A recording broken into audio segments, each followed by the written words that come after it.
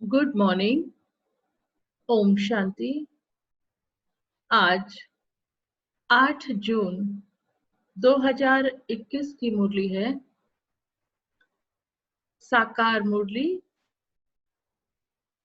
आज बाबा ने मुरली में बताया कि हमेशा हमें याद रखना चाहिए कि हम अविनाशी आत्मा हैं और हमें सबसे आगे जाना है। और जो बाबा ने कहा कि जो ज्ञान नॉलेज मैं तुम्हें देता हूं उसका मनन चिंतन करा। जिस दिन बाबा की मुरली चलती है उसमें जो भी पॉइंट इम्पोर्टेंट हमको लगता है उस पॉइंट को ले लें और उस पर हमें मनन चिंतन करना है। मतलब उस बाबा के उस पॉइंट को अपना बना लेना है कि वो मेरा ही है। तो हम क्या बन जाएंगे? अथॉरिटी स्वरूप बन जाएंगे। लेकिन वो होगा कब? जब हम ज्ञान का मनन चिंतन करेंगे। तो इसके लिए क्या है? मेहनत करनी पड़ेगी, अटेंशन रखना पड़ेगा। लेकिन जिसको मुरली से प्यार होता है ना, और जिसको समझ आ गया आज की मुरली में बाबा ने मुझे ये कहा है, मेरे लिए कहा है, तो उस पॉइंट को याद रखना या बार बार उसको रिवाइज करके मनन करना ये कोई मुश्किल नहीं है, बल्कि और ही इंटरेस्ट आता है और हम क्या है, खुश रहते हैं, हर्षित रहेंगे अगर ज्ञान के पॉइंट को। क्योंकि जो भी हमें लगता है ना ये पॉइंट मेरे लिए है, तो उस दिन पूरे दिन उसको मनन करेंगे तो उससे हमारी जो समस्या भी कोई आने वाली होती है ना, वो भी सहज पार हो जाती है। फिर बाबा ने कहा कि जो भी बाबा फरमान देते हैं ना उसका एक्यूरेटली पालन करो। सुबह अमृत वेले से लेकर रात्रि तक जो बाबा का फरमान बाबा ने दिया है मुरलियों में, सब अब हम सभी जान गए हैं, तो उसको एक्यूरेटली हर संकल्प में भी, कर्म में भी, बोल में भी एक्यूरेटली फॉलो करना है। तो उससे क्या होगा? हमें खुद ही खुशी रहेगी और माया जीत भी स्वतः बन जाएंगे। हर संकल्प और हर कदम पर चेक करना है, बाबा ने कहा। तो आइए आज की मुरली सुनते हैं। बाप दादा बोले, मीठे सेंसिबल बच्चे। आज बाबा ने खाली मीठे बच्चे नहीं बोला। किनको बोल रहे हैं बाबा? मीठे सेंसिबल बच्चे, सदा याद रखो कि हम अविनाशी आत्मा हैं। हमें अब बाप के साथ पहले तबके में जाना है। तबके मतलब फ्लोर। पहले तबके मतलब जो पहले पहले आत्माएं आएंगी ना, वो पहले तबके में जाना है, पहले फ्लोर में जाना है। प्रश्न है, कौन सी मेहनत तुम हर एक बच्चे को अवश्य करनी है? उत्तर है, बाबा तुम्हें जो इतनी नॉलेज देते हैं उसे अपनी दिल से लगाते रहो। बाबा तुम्हें जो इतनी नॉलेज देते हैं उसे अपने दिल से लगाते रहो। अंदर ही अंदर उसको मनन कर हजम करो। हजम भी करना है उसको, तभी वो अपना बनेगा ना, और फिर उससे शक्ति मिलेगी। अंदर ही अंदर उसको मनन कर हजम करो, जिससे शक्ति मिलेगी। यह मेहनत अवश्य हर एक को करनी है।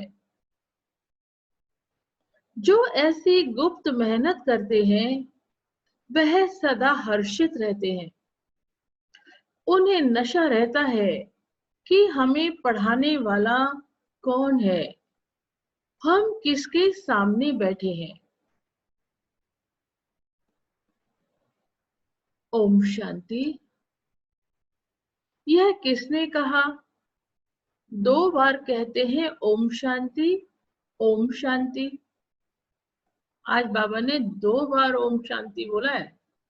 देखो इस समय बाबा जरूर ओम शांति बोलते हैं ना, नहीं तो इसका मतलब है कि मैं आत्मा शांत स्वरूप हूं। तो मुरली को आत्मा रूप में बैठ जाओ और शांत स्वरूप एकाग्र होकर बैठो, तब मुरली सुनो। तो बाबा ने कहा, यह किसने कहा? 2 बार कहते हैं ओम शांति, ओम शांति। एक शिव बाबा ने कहा, एक ब्रह्मा बाबा ने। यह बाप दादा इकट्ठे हैं तो दोनों को बोलना पड़े ओम शांति, ओम शांति। तो आज से हम एक बार ओम शांति नहीं बोलेंगे, ये भी धारणा की पॉइंट है। 2 बार ओम शांति बोलेंगे, एक बार शिव बाबा को ओम शांति बोलेंगे, एक बार ब्रह्मा बाबा को ओम शांति बोलेंगे। बाबा ने कहा ना आज, पहले शिव बाबा ने कहा ओम शांति, मैं शांति का सागर हूं। पीछे किसने कहा? दादा की आत्मा ने कहा। तो हमें ब्रह्मा बाबा को भी उसका रेस्पॉन्ड देना है। बाबा हमें ओम शांति कर रहे हैं, ब्रह्मा बाबा, तो हम उनको ओम शांति नहीं बोलेंगे? मैं शांति का सागर हूं। पीछे किसने कहा? दादा की आत्मा ने कहा। बच्चों को याद दिलाते हैं ओम शांति, मैं तो सदैव देही अभिमानी हूँ। शिव बाबा कह रहे हैं, मैं तो सदैव देही अभिमानी हूँ, कभी देह अभिमान में नहीं आता। एक ही बाप है,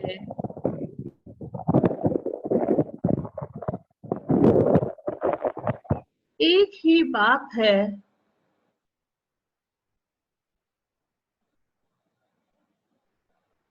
जो सदैव देही अभिमानी रहते हैं। ब्रह्मा विष्णु शंकर ऐसे नहीं कहेंगे। तुम जानते हो ब्रह्मा विष्णु शंकर का भी सूक्ष्म रूप है। तो ओम शांति करने वाला एक शिव बाबा है जिसको कोई शरीर नहीं। बाप तुमको अच्छी रीति समझाते हैं और कहते हैं, मैं एक ही बार आता हूँ, मैं सदैव देही अभिमानी हूँ। क्योंकि बाबा का तो शरीर ही नहीं है, तो देह में कहां से आएंगे, देहभान में कहां से आएंगे? तो बाबा कहते हैं, मैं सदैव देही अभिमानी हूँ, मैं पुनर्जन्म में नहीं आता, इसलिए मेरी महिमा ही न्यारी है। मुझे कहते हैं निराकार परम पिता परमात्मा। भक्ति मार्ग में भी शिव के लिए कहेंगे निराकार परम पिता परमात्मा। निराकार की पूजा होती है, वह देह में नहीं आते हैं, अर्थात देही अभिमानी नहीं बनते हैं। अच्छा, फिर उसके नीचे आओ, सूक्ष्म वतन में, जहां ब्रह्मा विष्णु शंकर रहते हैं। शिव का नाम रूप तो देखने में आता है ना, चित्र बनते हैं, लेकिन वह है निराकार। शिव बाबा है निराकार, क्योंकि उनकी देह नहीं है। वह कभी साकार बनते ही नहीं। पूजा भी निराकार की ही होती है। बच्चों की बुद्धि में सारा ज्ञान रहता है। भक्ति तो की है, चित्र बच्चों ने देखा है। तुम जानते हो सत्युग त्रेता में न चित्रों की भक्ति होती न विचित्र की। बुद्धि में आता है सत्युग त्रेता में भक्ति की जरूरत ही नहीं है, सारे ही देवी देवता होते हैं। तो बाबा ने कहा सॉरी, तुम जानते हो सत्युग त्रेता में चित्रों की भक्ति होती नहीं, न विचित्र की। बुद्धि में आता है परम पिता परमात्मा विचित्र है। विचित्र मतलब जिसका कोई चित्र नहीं है।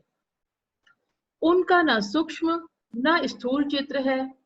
उनकी महिमा गाई जाती है, दुख हरता, सुख करता, पतित पावन।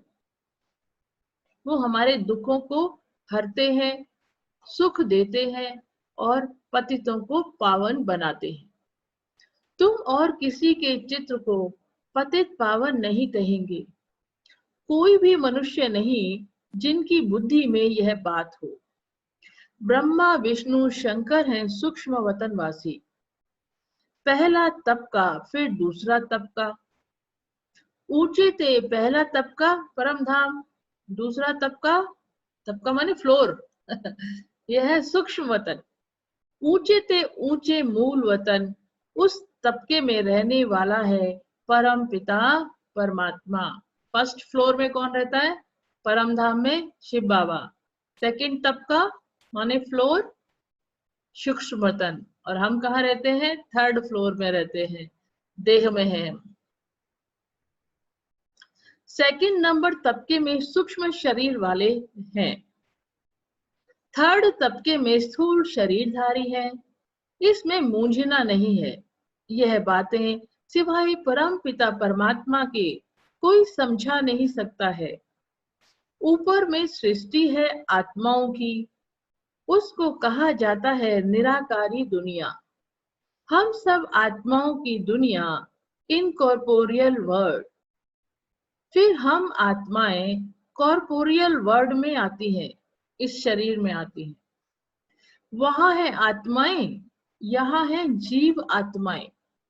यह बुद्धि में रहना चाहिए। बरोबर हम निराकारी बाबा के बच्चे हैं। हम भी पहले निराकार बाप के पास रहते थे। निराकारी दुनिया में ही आत्माएं रहती हैं, जो अभी तक पार्ट बजाने के लिए आते रहते हैं साकार में। अभी भी ऊपर से आत्माएं नीचे आ रही हैं अपना पार्ट बजाने के लिए। वह हो गया निराकार बाप का वतन। हम आत्मा हैं, यह नशा होना चाहिए। अविनाशी चीज का नशा रहना चाहिए। विनाशी चीज तो थोड़े समय के लिए होती है ना, इसलिए उसका नशा करके क्या करना है? वो तो छोड़ के चली जाएगी। अविनाशी जो सदा काल की है, तो इसलिए बाबा कह रहे अविनाशी चीज का नशा रहना चाहिए, विनाशी चीज का थोड़े ही होना चाहिए। देह के नशे वाले को देह अभिमानी कहा जाता है। देह अभिमानी अच्छे व आत्म अभिमानी अच्छे। सेंसिबल कौन? आत्म अभिमानी। आत्मा ही अविनाशी है, देह तो विनाशी है। आत्मा कहती है हम 84 देह लेते हैं। हम आत्मा परम धाम में बाप के साथ रहने वाली हैं। वहां से आते हैं यहाँ पाठ बजाने। आत्मा कहती है ओ बाबा। आत्मा कहती है, शरीर नहीं कहता। आत्मा कहती है ओ बाबा, क्योंकि आत्मा का पिता परमात्मा है, तो आत्मा अपने पिता को पुकारती है ओ बाबा। वहां आत्मा कहती है हम 84 जन्म लेते हैं। हम परम आत्मा परम धाम में बाप के साथ रहने वाले हैं। वहां से आते हैं यहाँ पाठ बजाने। आत्मा कहती है ओ बाबा। साकारी सृष्टि में है साकारी बाबा, निराकारी सृष्टि में निराकार बाबा। यह तो बिल्कुल सहज बात है। अब ब्रह्मा को कहते हैं प्रजापिता ब्रह्मा। सो तो यहाँ ठहराना। वहां हम आत्माएं सब एक बाप के बच्चे, ब्रदर्स हैं। बाप शिव के साथ रहने वाले हैं। परमात्मा का नाम है शिव, आत्मा का नाम है सालिग्राम। आत्मा का भी रचयिता चाहिए ना। दिल में हमेशा बातें करो। जो ज्ञान मिला है वह अपने दिल से लगाने के लिए मेहनत करनी है। आत्मा ही विचार करती है। पहले पहले तो यह निश्चय करो कि हम आत्मा बाप के साथ रहने वाले हैं। हम उनके बच्चे हैं, तो जरूर वर्षा मिलना चाहिए। यह भी तुम जानते हो कि हम जो आत्माओं का झाड़ है, उनके पहले जरूर बीज होता है। जैसे छिजरा बनाते हैं। बड़ा बाप, फिर उनके 2-4 बच्चे निकले, फिर उनसे और निकलते। एक दो वृद्धि को पाते पाते झाड़ बड़ा हो जाता है ना। पौधा जो होता है वो भी पेड़ ऐसे ही बनता है, और मनुष्य सृष्टि का जो झाड़ है वो भी ऐसे ही वृद्धि को पाता है। एक दो वृद्धि को पाते पाते झाड़ बड़ा हो जाता है, बिरादरी का नक्शा होता है। फलाने से फलाना निकला, होता है ना, बिरादरी में भी तो ऐसे होता है कि वो फलाना है, उसका बच्चा फलाना, वो ये हुआ, ऐसे करके। तुम बच्चे जानते हो, मूल वतन में सभी आत्माएं रहती हैं। उनका भी चित्र है, ऊंच से ऊंच है बाप। तुम बच्चों की बुद्धि में है, बाबा इस शरीर में आया हुआ है। रूहानी बाप इनमें आकर रूहों को पढ़ाते हैं। सूक्ष्म वतन में तो नहीं पढ़ाएंगे। सतयुग में तो यह नॉलेज किसको भी रहती नहीं। बाप ही इस संगम युग पर आकर यह नॉलेज देते हैं। इस मनुष्य रूपी झाड़ की नॉलेज कोई को है नहीं। कल्प की आयु ही बहुत बड़ी लिख दी है। अभी बाप तुमको समझाते हैं, बच्चे, अभी तुमको फिर घर चलना है। वह है आत्माओं का घर। बाप और बच्चे रहते हैं, सब ब्रदर्स हैं। ब्रदर और सिस्टर तब कहा जाता है जब यहाँ शरीर धारण करते हैं। जब शरीर में आते हैं तभी ब्रदर सिस्टर्स बनते हैं ना। ब्रदर और सिस्टर तब कहा जाता है जब यहाँ शरीर धारण करते हैं। हम आत्माएं सब भाई भाई हैं। भाई का जरूर बाप भी होगा ना। वह है परम पिता परमात्मा। सभी आत्माएं शरीर में रहते हुए उनको याद करती हैं। सतयुग त्रेता में कोई याद नहीं करते। पतित दुनिया में सभी उनको याद करते हैं, क्योंकि सब रावण की जेल में है। सीता पुकारती थी, हे राम। बाप समझाते हैं, राम कोई त्रेता वाला याद नहीं आता है। कई लोग राम त्रेता वाले को ही समझ लेते हैं ना, लेकिन हम बच्चे तो जानते हैं ना, राम शिव बाबा के लिए कहा गया है। और आत्मा रूपी सीताएं हम सब हैं। जो आत्मा, हम सीता आत्माएं अपने पिता परमात्मा को पुकारती हैं। अभी तुम जानते हो, आधा कल फिर हम किसको पुकारेंगे नहीं, क्योंकि सुख धाम में रहेंगे। इस समय बाप ही समझाते हैं, दूसरा कोई जानते ही नहीं। वह तो कह देते हैं कि आत्मा सो परमात्मा। आत्मा परमात्मा में लीन हो जाती है। बाप समझाते हैं, आत्मा तो अविनाशी है। एक भी आत्मा का विनाश नहीं हो सकता। जैसे बाप अविनाशी, वैसे आत्मा भी अविनाशी है। यहाँ आत्मा पतित तमो प्रधान बनती है, फिर बाप सतो प्रधान पतित बनाते हैं।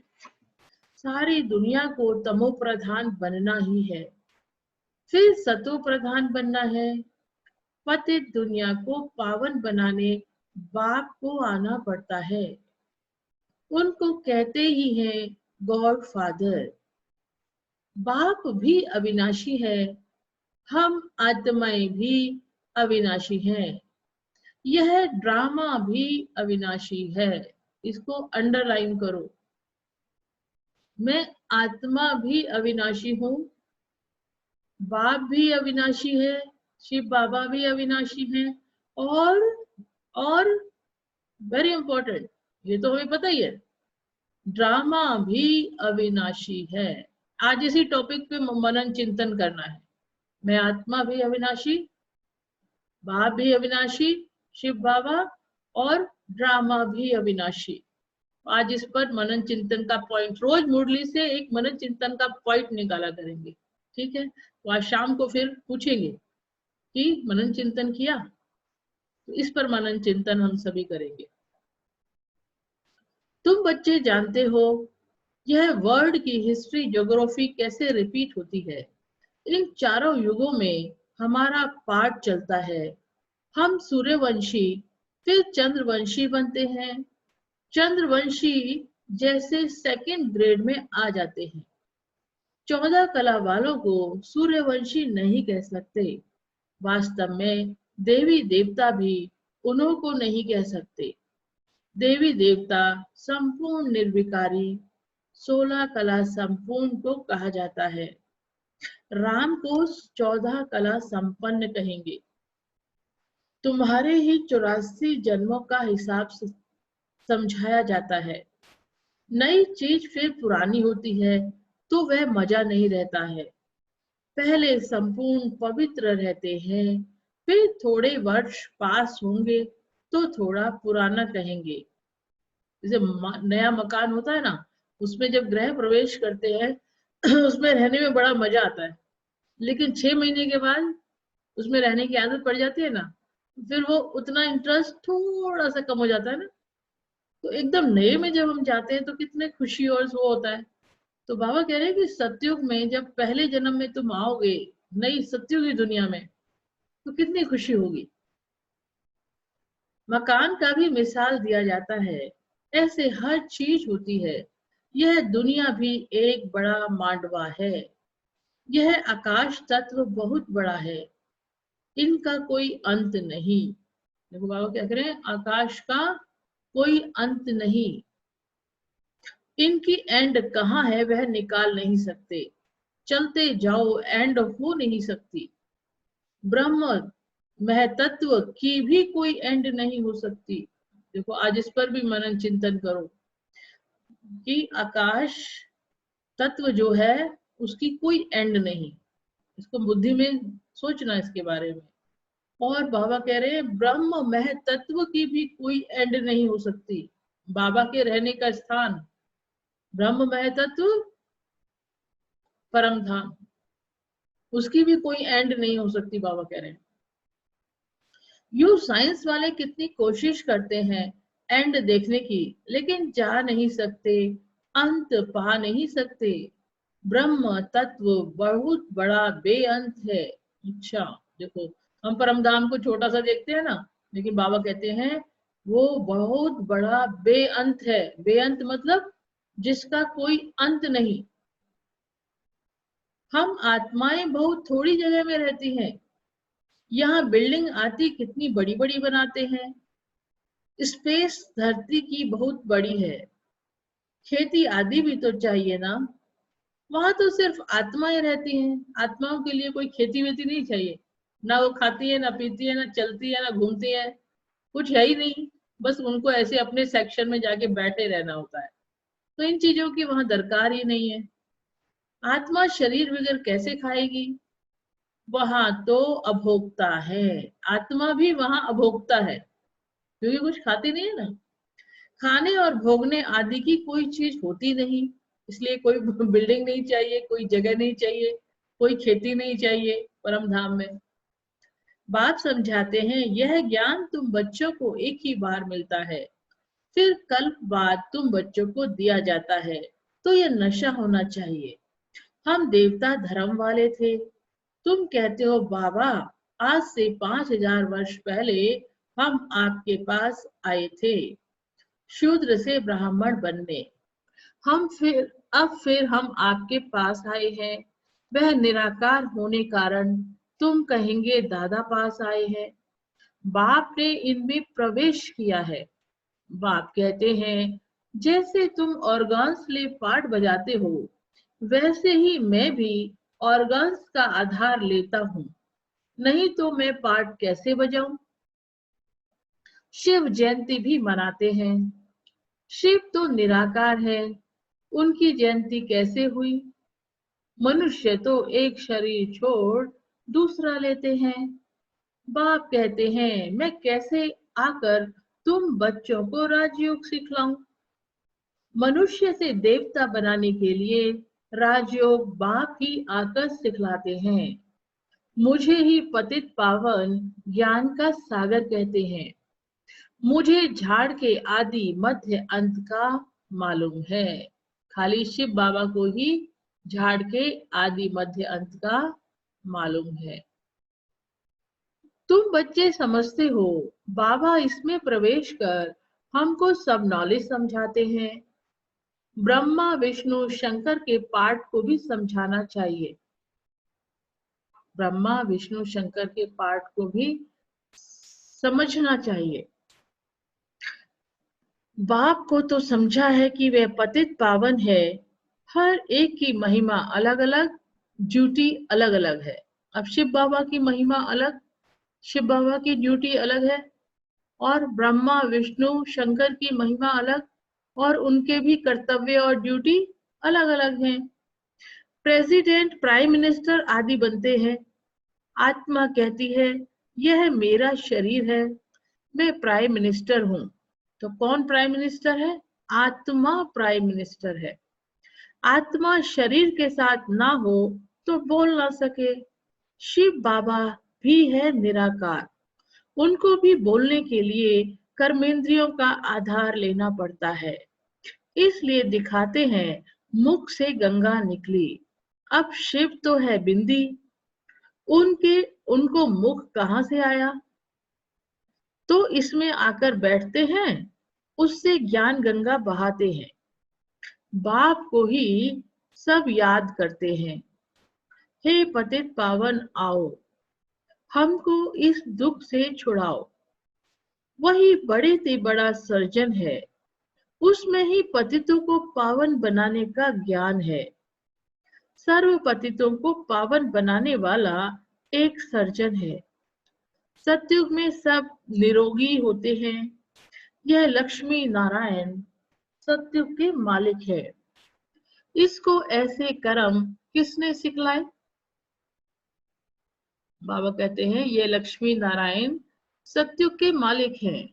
इनको ऐसे कर्म किसने सिखलाए जो ऐसे रोगी बने? बाप ही आकर श्रेष्ठ कर्म सिखलाते हैं। यहाँ तो कर्म ही टूटते रहते हैं। सतयुग में तो ऐसे नहीं कहेंगे कि कर्म ऐसे हैं।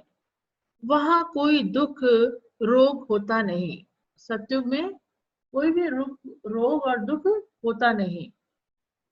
यहाँ तो एक दो को दुख ही देते रहते हैं। सतयुग त्रेता में दुख की बात होती नहीं।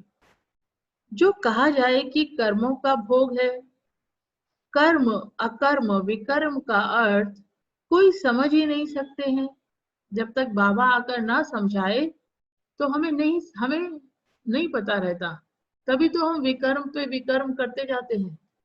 पर जब बाबा ने हमें नॉलेज दी, तब हम अटेंशन में आ गए। फिर हम ध्यान रखते हैं ना हर कर्म करने से पहले। तुम जानते हो, हर एक चीज पहले सतो प्रधान, फिर सतो रजो तमो में तमो बनती है। सतयुग में 5 तत्व भी सतो प्रधान रहते हैं। हमारे शरीर भी सतो प्रधान प्रकृति के होते हैं। फिर आत्मा की 2 कला कम होने से शरीर भी ऐसे बनते हैं। सृष्टि की भी 2 कला कम हो जाती है। यह सब बाप ही बैठ समझाते हैं, दूसरा कोई समझा न सके। अच्छा, मीठे मीठे सकीलदे बच्चों प्रति माता पिता बाप दादा का याद प्यार और गुड मॉर्निंग। रूहानी बाप की रूहानी बच्चों को नमस्ते। हम रूहानी बच्चों की रूहानी बाप दादा को याद प्यार, गुड मॉर्निंग और नमस्ते। धारणा के लिए मुख्य सार है। पहला पॉइंट है, ध्यान से सुने। अभी से ही बाप की श्रीमत पर ऐसे श्रेष्ठ कर्म करने हैं जो फिर कभी कर्म टूटने न पड़े, अर्थात कर्मों की सजाएं खानी न पड़े। देखो, हर कर्म का फल मिलता है। अच्छे कर्म का अच्छा फल, बुरे कर्म का बुरा फल, ये अटल है, अटल। इसलिए हमें हर कर्म पर अटेंशन देके चलना है। दूसरा पॉइंट है, किसी भी विनाशी चीज का नशा नहीं रखना है। विनाशी चीज के लिए कोई नशा नहीं रखना। यह देह भी विनाशी है, इसका भी नशा नहीं रखना है, सेंसिबल बनना है। आज का वरदान है,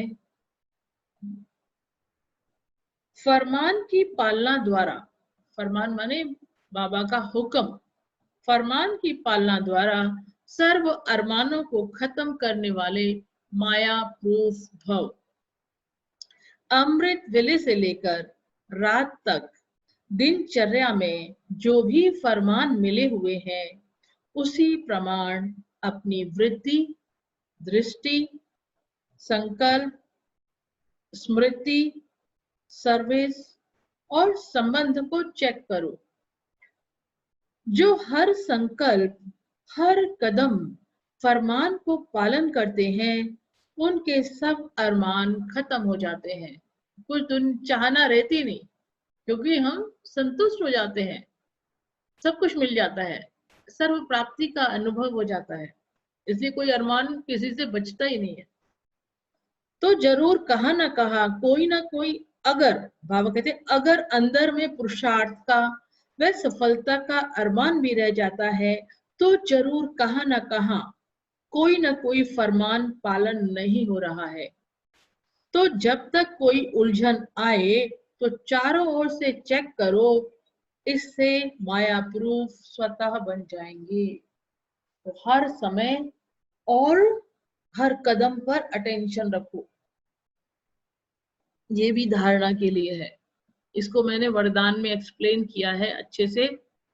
जो सारे ग्रुप में वरदान पोस्ट होता है ना, उसमें ऑडियो फाइल होती है, 10 मिनट 11 मिनट का है आज ये, तो इसमें एक्सप्लेन किया है, उसको आप पढ़ें।